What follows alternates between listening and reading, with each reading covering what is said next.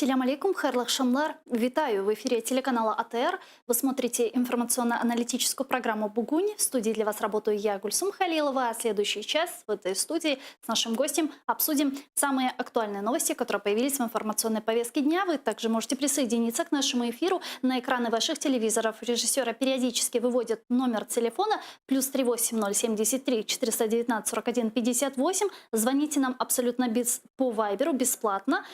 Также можете присоединиться к нашему эфиру, использовав программу Skype atr.tv, наш адрес. Звоните, задавайте ваши вопросы, нам важен ваш голос. Я рада представить гостя нашей студии Виталий Безгин, народный депутат Украины, фракция «Слуга народу». Витаю вас. Добрый вечер.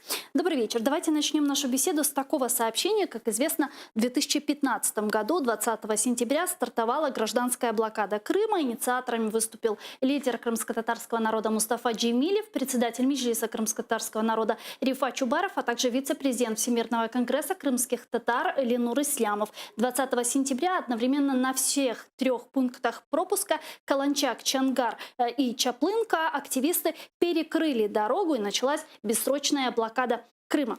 Как вы думаете, вот прошло 5 лет, итоги гражданской блокады, насколько сильно они повлияли в экономическом плане на Российскую Федерацию? Я думаю, що загалом вони вплинули точно. Я думаю, що і з точки зору продовольства, і з точки зору економіки, вони все одно змусили окупанта десь переорієнтовувати там економічні зв'язки і так далі. Напевно, завдяки потім будівництву моста десь це їм вдалося. Але, на моє переконання, це був необхідний крок, в тому числі, щоб демонструвати чітку проукраїнську позицію відносно, знову ж таки, окупанта і відносно тимчасово окупованої території.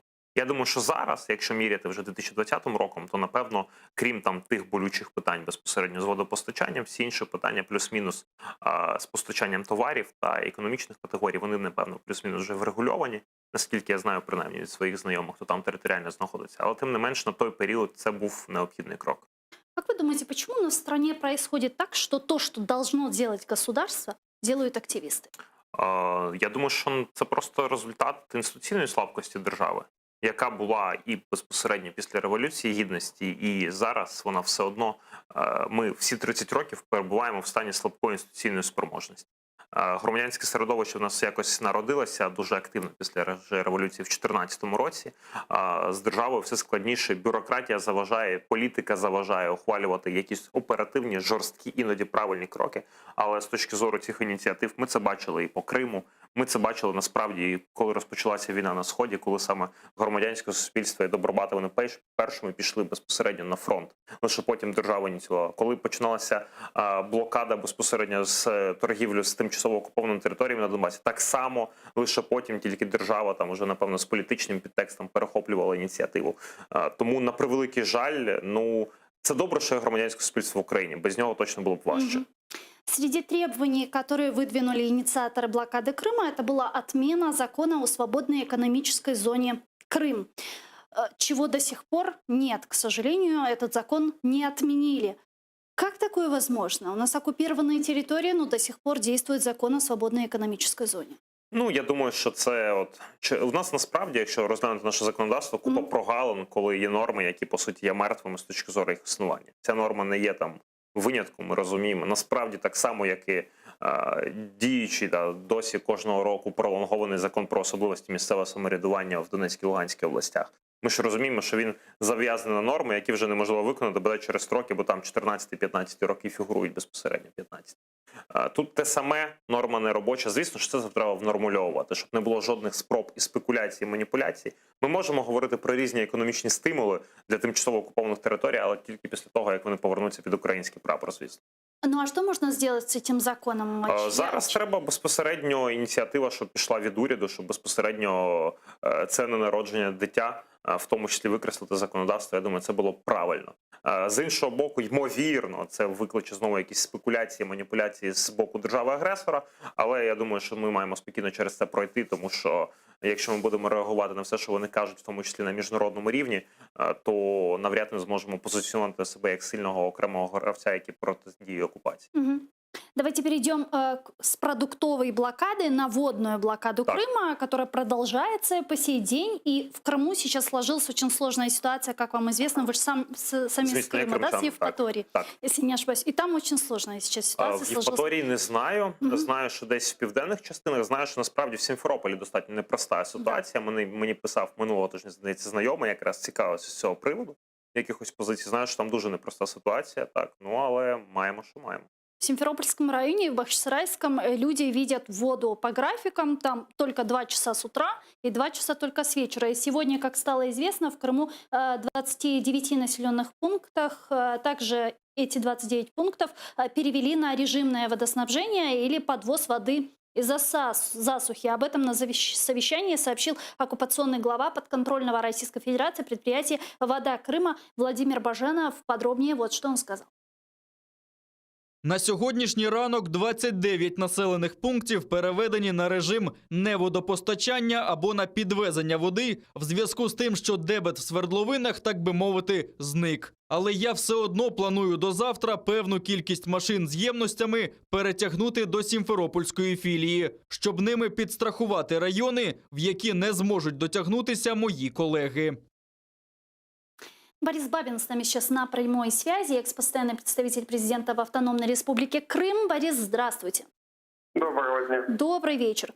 Скажите, насколько сегодня действительно ситуация с водой сложная и, учитывая вот ту информацию, которая у нас есть, мы можем уже очертить стратегию, каким образом оккупанты будут решать этот вопрос?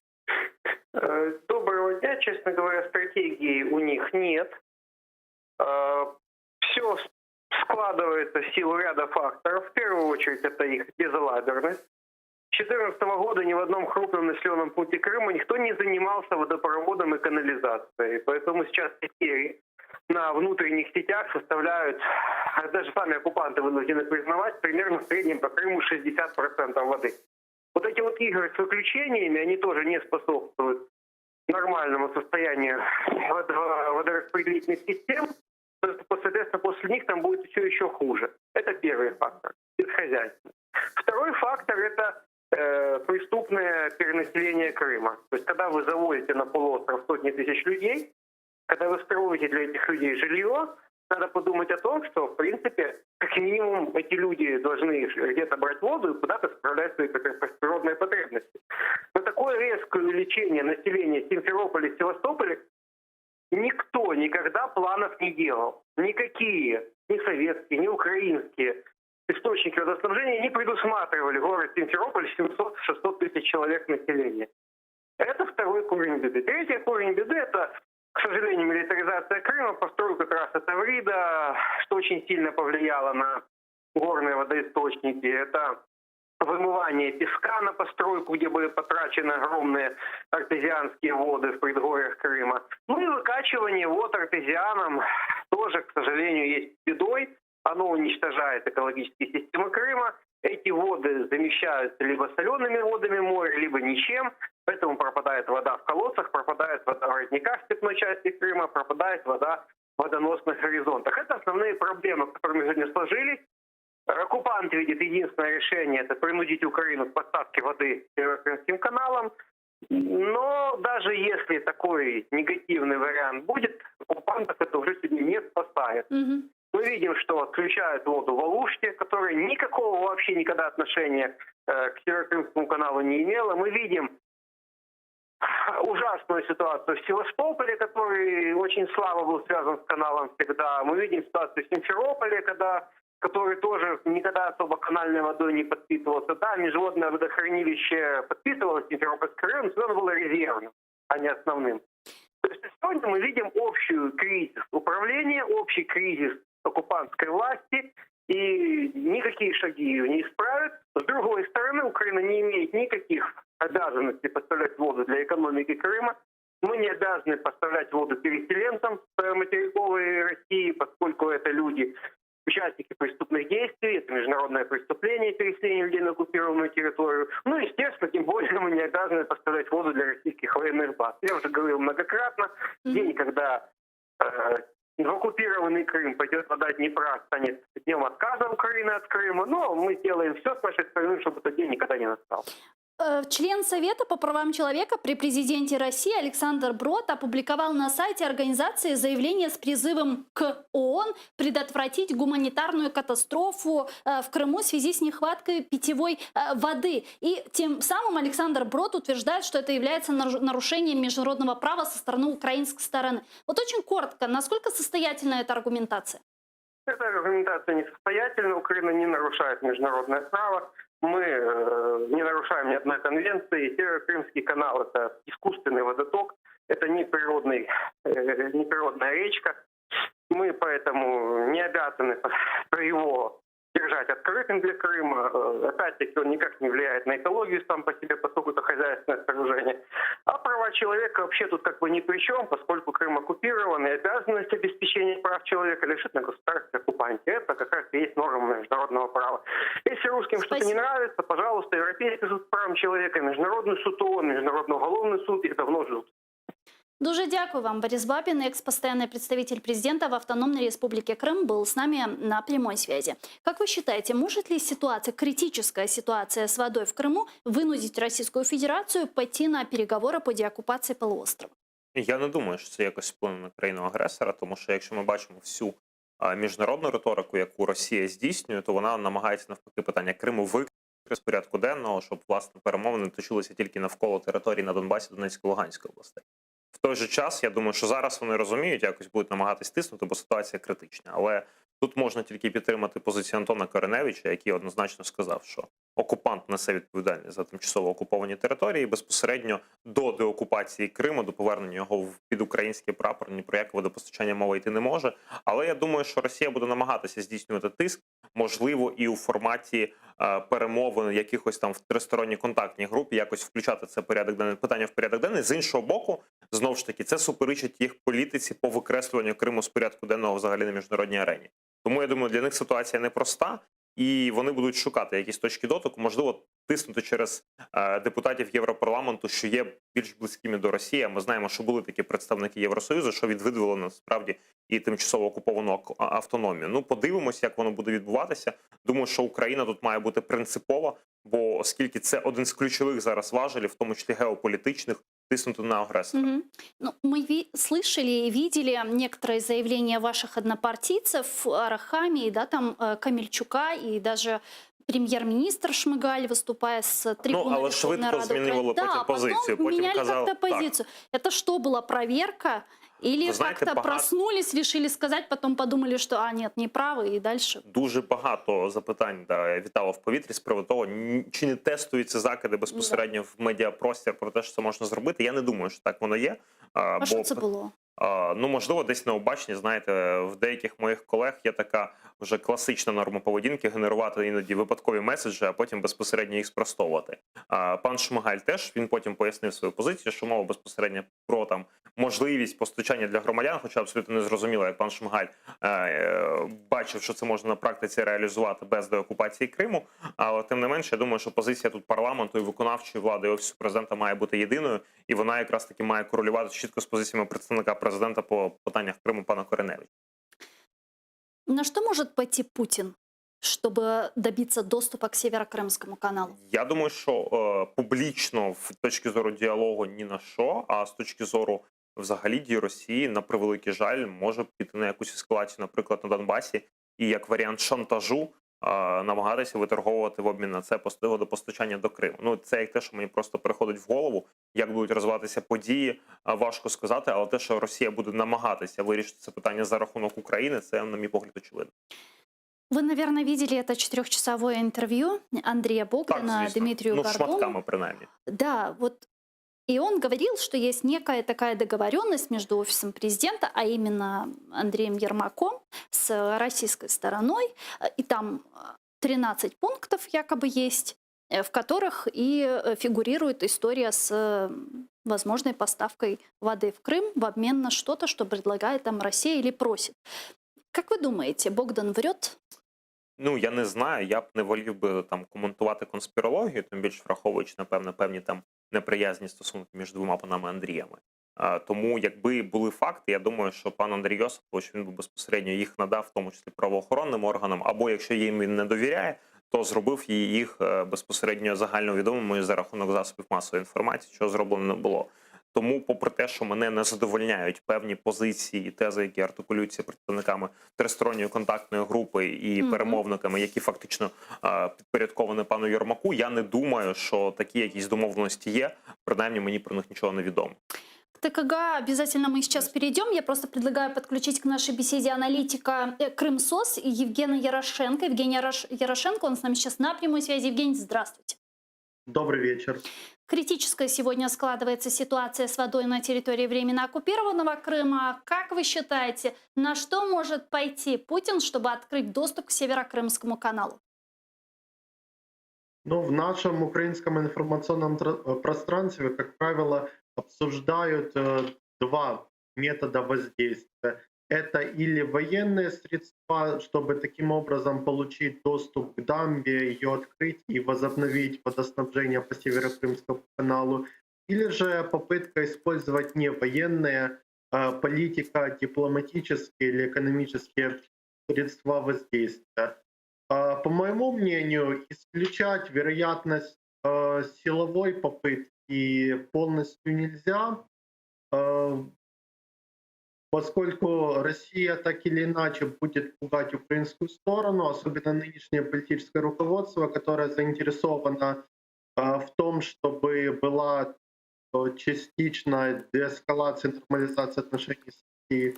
Но с другой стороны, использование военных средств с целью возобновления водоснабжения, оно крайне рискованно для России сейчас, поскольку Россия в условиях COVID-19 заняла позицию, которая сводится к тому, что нужно максимально снимать с нее санкции, несмотря на то, что Россия не выполняет множество резолюций и Совета Европы, и Организации Объединенных Наций, как по Крыму, так и по Донбассу. И к тому же, если Россия использует военные средства для получения воды по Северокрымскому каналу, тут уже нарратив о гражданской войне никак не прокатает, поскольку, к счастью для нас, нет никаких предпосылок о каких-нибудь,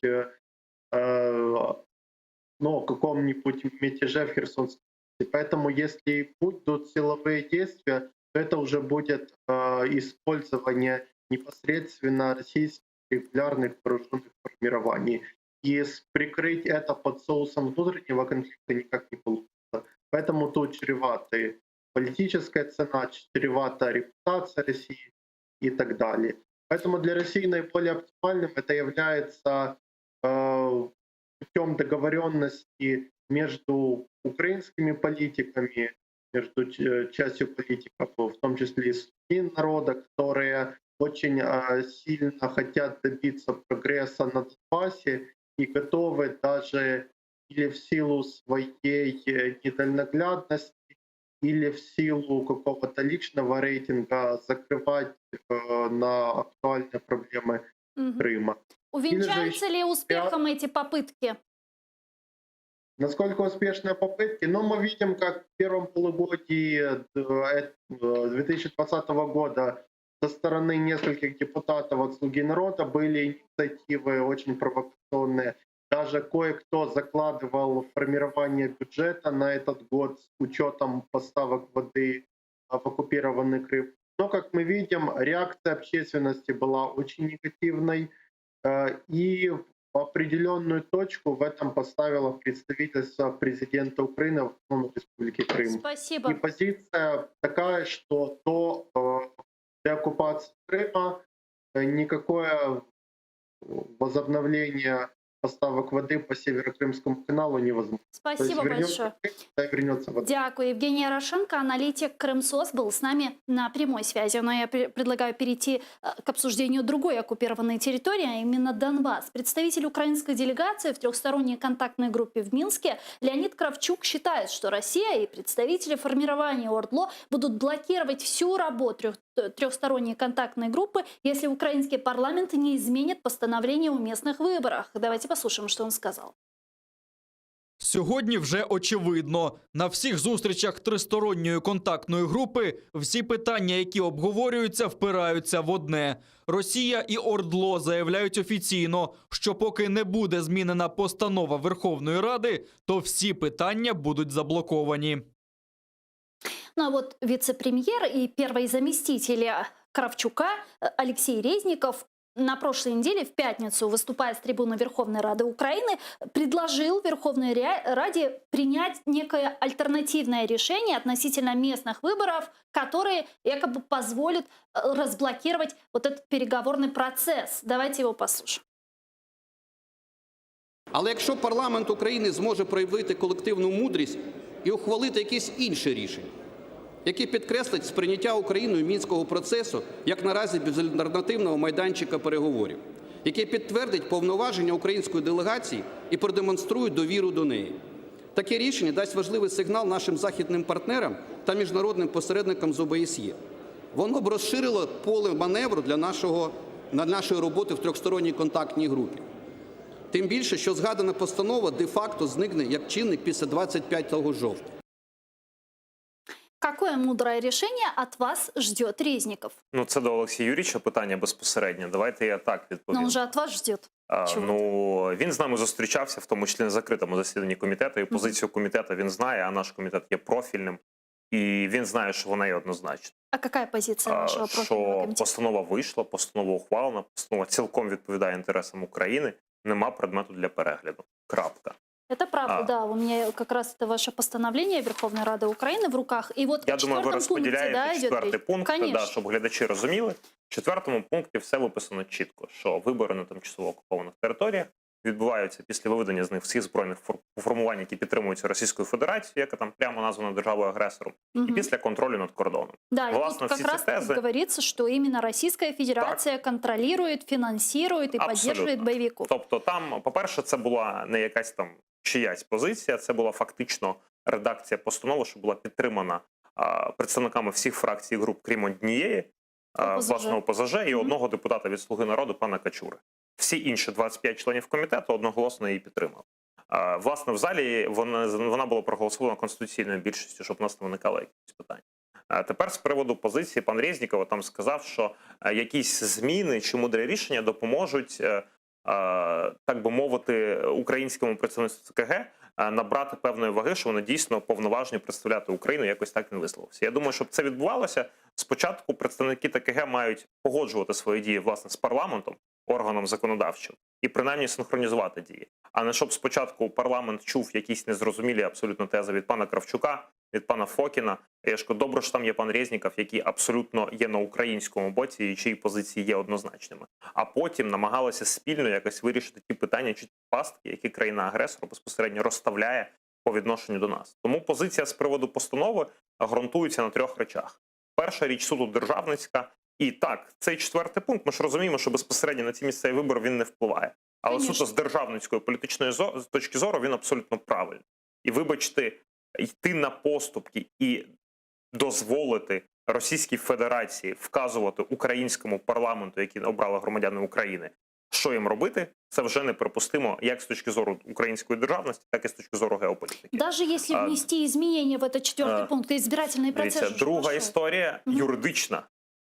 Виборчий процес розпочався. Да. Постанова є актом одноразової дії. І тут пан Олексій не зовсім коректно сказав. Він сказав, що прецедент вичерпується після 25 числа. Та ні, він раніше вичерпується. Тому що функція постанови – проголосити вибори. Проголошена акт одноразової дії, далі з неї нема що робити з точки зору юридичної. Тому ми розуміємо, що російська сторона, вона просто блокує і знайшла це як привід, щоб десь заморозити питання заручників і так далі, і плюс дестабілізувати ситуацію всередині України, але я не думаю, що український парламент має тут йти на якісь поступки, тим більш припинити називати біле білим, а чорне чорним. А почему такой дисконнект? Разве у нас не должна быть одна единая позиция у Безумовно, всех? дивіться, У парламента, у представителей звісно, вона має ТКГ? бути. Але справа в тому, що чомусь так сталося, що спочатку пан Кравчук і пан Фокін почали генерувати певні тези.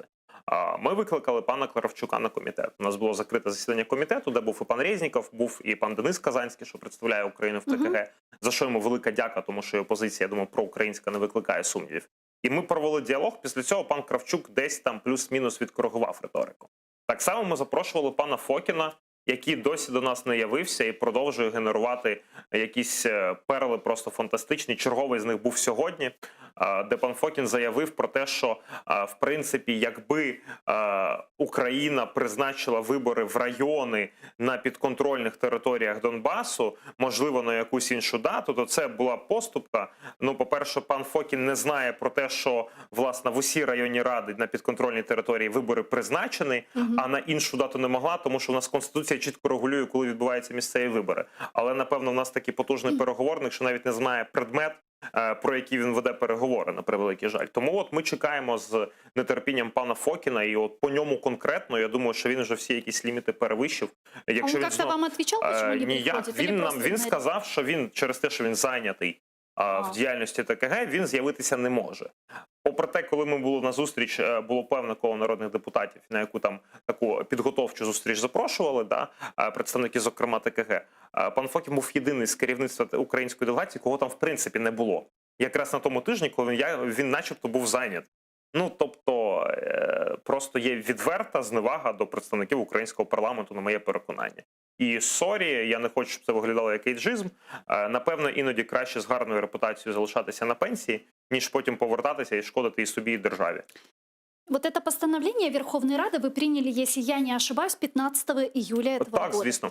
Через буквально 13 дней, то есть 28 июля, ваш однопартиец Александр Качура внес проект постановления Верховной Рады Украины с измененным вот этим 4 пунктом, который там прописал не тільки він, ваш... якщо не пам'ятаю, не помиляюся, змінений, там так само тут 5-й, 6-й проголошуються тоже вибори і в обласні ради Донецької, Луганської областей. І зараз тонко ж питання поясню якраз цього. Тут очень коротко. Он тут, я просто хочу, чтобы наши зрители смотрели. Він прибирає все про агресора і про кордон. Это ваш однопартиец. Це наш однопартиєць. Как такое возможно? Дивіться, знаєте... То есть тут нет ни одного слова про агресію, про Російську Федерацію, нічого? Жодного. І, ну, дивіться, фракція велика, я завжди так відповідаю, що вона десь є відображенням українського суспільства. З різними поглядами. Тут нема про що говорити. Як я зазначив, пан Качура був одним з 3 членів комітету, крім 2 членів ОПЗЖ, які не підтримували дану постанову на комітеті. По-третє, я навіть не буду про саму суть говорити документу, тут все зрозуміло, ви все правильно відокремили. Десь вчора, здається, прочитав в новинах, що десь на іншому якомусь каналі пан Качура озвучив, що начебто там переконаний, що більшість фракцій буде підтримувати безпосередньо його цей акт. Ну, по-перше, мушу засвідчити, що жодного обговорення з точки зору, як голосувати по даному акту, не було. Була дискусія всередині фракції, не більше. По-друге, я думаю, пан Качура зі своїми поглядами просто переплутав «Слугу народу» та ОПЗЖ. Напевно, там, де ОПЗЖ, там, де Медведчук, напевно, вони дійсно в більшості своїй 100% готові це підтримувати. Що стосується «Слуги народу» і, власне, парламентської більшості, незалежно від фракції, я думаю, що спочатку пан Качура нехай пройде профільний комітет з цієї постанови. А он в своем телеграм-канале писал, что должно было состояться какое-то заседание, где должны были обговаривать вот этот проект постановления. Дивіться, а потом отменили в связи с тем, что один из учасников заболел и так далі. Дане питання поверхнево обговорювалося на фракції, абсолютно поверхнево. Потім мала бути ще одна зустріч з паном Олексієм Резніковим, але її не було, тому що пан Резніков погано почувався і якраз готувався до виступу в п'ятницю в Верховній Раді. Але якщо з приводу телеграм-каналів чи виходів ЗМІ, ну от в нас був, це публічна новина, було закрите засідання комітету свого часу, щоб зрозуміти, що відбувається з ТКГ, а власне за участі пана Резнікова, пана Кравчука, пана Казанського і інших фракцій. Після цього там ми погодили спільний план дій, як ми діємо в цьому контексті. Я тут його не буду проголошувати, тому що це державницька позиція. Після цього пан Качура вибіжав до ЗМІ і сказав, що треба переглядати постанову і ухвалювати ту, що він безпосередньо подав. Ну, тобто людина грає на певні політичні суб'єкти, які точно не є слугою народу в Україні. Можливо, це ОПЗЖ, можливо, Єдина Росія, не знаю. І плюс якось піднімає свою медійну впізнаваність. Но не ви більше, не розумієте, менше. що такі позиції підривають в тому числі вас, довіру до політичного суб'єкта «Слуга народу». Безумовно. Як з цим бути? Дивіться, знову ж таки, велика фракція. На моє переконання, це моя суб'єктивна позиція. Знаєте, коли була історія з Гео Леросом, попри те, що я абсолютно не розподіляю його риторику і вважаю її політиканською, я не підписувався за його виключення з фракції. Тому що, на моє переконання, це подвійні стандарти. Коли в нас один депутат бігає на російське телебачення розмовляти з Пушиліним, інший безпосередньо продукує антидержавницькі рішення і питання про їх виключення з фракції не підіймається, а іншого виключають, Це подвійні стандарти. І мені здається, що пану Качурі просто буде комфортніше в іншому політичному суб'єкті, і він плавно до цього дійде. И вот, завершая тему с Минском, если очевидно, это ультиматум Российской Федерации, да? Звісно. Принять вот это вот изменение постановления Верховной Рады. Лишить Россию полностью статуса оккупанта и агрессора. Этого они хотят, учитывая, что юридически, как вы правильно отметили, выборы провести в принципе невозможно. Скажите, зачем нам такой Минск, если Российская Федерация постоянно выдвигает свои условия и ультиматумы, и тем самым, в случае, если они заведомо невыполнимы, а это понятно, никто это делать не собирается, блокирует процесс? Дивіться, наразі тут треба ж відверто казати. Мінськ – це єдина річ, на підставі якого, по-перше, йдуть перемовницькі процеси, по-друге, все одно тримаються в тому числі санкції. Так? По-друге, треба відверто казати, що все ж таки Мінськ в цій редакції послідовності – це спадщина, яка дісталася і нинішній владі, і, власне, нинішньому президенту. Тут можемо передати принагідно привіт Петру Олексійовичу, який це підписав. Тут можна, звісно, згадувати там про те, як зараз намагаються медійно подати про Іловайськ і подібні речі, але все ж таки він це підписав, він підписав цю черговість. Я думаю, що, звісно, що українська сторона на даний момент має наполягати на перегляді черговості. В Мінських ходах маю на увазі, що та історія про те, що контроль над кордоном віддається наступного дня після проведення та виборів, це неприпустимо з точки зору міжнародного права, з точки зору безпеки громадян, з точки зору усього, з точки зору реального повернення території під контроль України. Але це не простий переговорницький процес. Я думаю, що якщо Мінськ себе вичерпає і ми відверто побачимо, що він не дає жодного прогресу, то, звісно, треба шукати нові формати. Я думаю, що поки є обміни полоненими, наприклад, і вони повертаються додому до своїх родин, а людське життя – це важливо, варто намагатися працювати в такому форматі, навіть попри регулярні порушення, шантаж з боку Російської Федерації. Такий в нас, так би мовити, партнер в цьому процесі по-іншому бути не може. Тому треба намагатися і принаймні за рахунок Мінська витягувати наших громадян, безпосередньо повертати їх в свої домівки. Не так много остается у нас времени, к сожалению. Я хочу обсудить еще Беларусь. В Беларуси не прекращаются протесты из-за забастовки после президентских выборов 9 августа и объявления победы Александра Лукашенко. Евросоюз должен проверить возможность включения президента Беларуси в возможный санкционный список Европейского Союза. Об этом сегодня заявил глава МИД ФРГ Хайко Маас в Брюсселе, где проходят консультации руководителей внешнеполитических ведомств стран Европейского Союза. Вот что он сказал.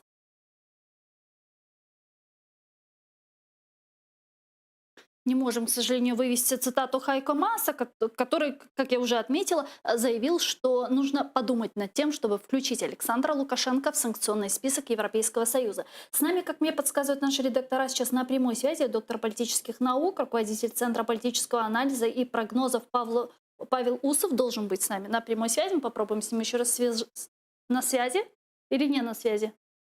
На связи. Павел, здравствуй. Нет, не на связи. Попробуйте, пожалуйста, связаться, и вот точно, если он есть, объявите и скажите, и мы его выведем в эфир. Чем все закончится в Беларуси? Вот ваша аналітична точка зрення. Я ж не зовсім аналітик в цьому плані, щоб казати. Дивіться, я думаю, що насправді в очах білоруського суспільства, принаймні його колективної частини, пан Лукашенко вже ніколи не буде президентом. Я тут не хочу казати слова «легітимний», оскільки в українському контексті воно здобуло інших конотацій, так? Але об'єктивно людина, яка порушила вчергове, але цього разу дуже красномовно всі підходи до демократичних виборів, яка вчергове фальшувала, безпосередньо саджала опозицію і зараз в вкрай агресивний спосіб намагається чолити протест, вона вже не буде легітимною ані в очах платників податків, ані в очах там креативного класу, який переважно виходить на протести. В той же час розуміємо, що те, що робить білоруська зараз опозиція, це така чиста історія Ганді чи Мартіна Лютера Кінга. Так, абсолютно мирний протест в спробах домогтися безпосередньо результату. Я думаю, що це правильний підхід по відношенню до повалення диктатури, і я думаю, що в принципі виснажити диктатора в такий спосіб можливо, оскільки все ж таки це впливає і на економічні показники, і все ж таки економічна ця ізоляція і так далі. Все-таки думаете, не насильственные протесты, они смогут снести Лукашенко? Да. Я думаю, що все одно так, розумієте. Це ж питання в тому числі, як буде утворюватися кон'юнктура світова навколо нього. Що продає умовно Лукашенко? Він продає стабільність, він продає якісь там базові потреби, як насправді це було в Радянському Союзі. І поки він якраз тримається на прошарку людей, які безпосередньо їх отримують. Но тут есть Але еще поки- фактор Путина. Ну, от питання насправді в тому, наскільки Путін зацікавлений безпосередньо в тому, щоб Лукашенко залишився як сильний суб'єкт. Путіну ж теж потрібна слабка Білорусь. Це Україні потрібна Білорусь як сильний рівноправний сусід, а Путіну потрібна слабка Білорусь, яку простіше втягнути в своє спільне як там, союзне государство. Ну, что они, в принципе, сейчас Що и в делают. нас зараз намагаються втягнути, і зараз бачимо такі кейси, просто флешбеки з Януковичем, кредитуванням. Тут ці 1,5 мільярди спроби позики. Тому йому потрібен слабкий Лукашенко. Чи, наприклад, слабка опозиція, так, ну, об'єктивно. Ну, Те, що ми зараз її бачимо, вона просто зараз не лідерська. Я не хочу тут образити пані Тихановську, яка, вочевидь, виграла насправді президентські вибори, але виграла через голосування не за, а голосування проти. Це той випадок, коли дійсно людину аполітичну, не з політики, просто обрала, щоб не обрати пана Лукашенка. Но оппозиция не антироссийская. Вы же слышите заявление Светланы знаете, Тихановской, питання в тому, которая говорит, що что мы не хотим с Путиным ругаться. и так звісно, далее. бачили, і не тільки її, але ж питання в тому, якщо це опозиція, яка готова проводити реформи і рухатись багатовекторно, то вона все одно плавно стане все одно рухатись в бік Європи, там, в бік України. Так, вона не антиросійська, це десь нагадує, коли була революція безпосередньо в Вірменії, так, коли, в принципі, пан Пашинян теж не є політиком, що продукує антиросійські меседжі. Але якщо подивитися на структуру економіки і залежність чи то Вірменії, чи то безпосередньо Білорусі від Росії, ну, достатньо важко тобі від початку рубати сук, на якому сидиш безпосередньо, і жорсткі меседжі продукувати. Тим більше це викличе агресію. А в випадку з Білорусі, коли у вас де-факто спільна армія, коли постійні навчання російських військовослужбовців відбуваються на території своєї країни, я думаю, це навіть з точки зору здорового підходу це небезпечно. Але я думаю, що все ж таки пан Лукашенко вже на своєму троні він не втримає. Дуже Або я дякую хочу в вам. це вірити, принаймні. Дякую. Виталий Дякую. Безгин, народный депутат Украины, фракция «Слуга народа», был гостем нашей студии. Ну а я вынуждена с вами попрощаться, но вы не отключайтесь, оставайтесь первым крымско-татарским. Через 5 минут Праймуш Дабаев Коршкенч.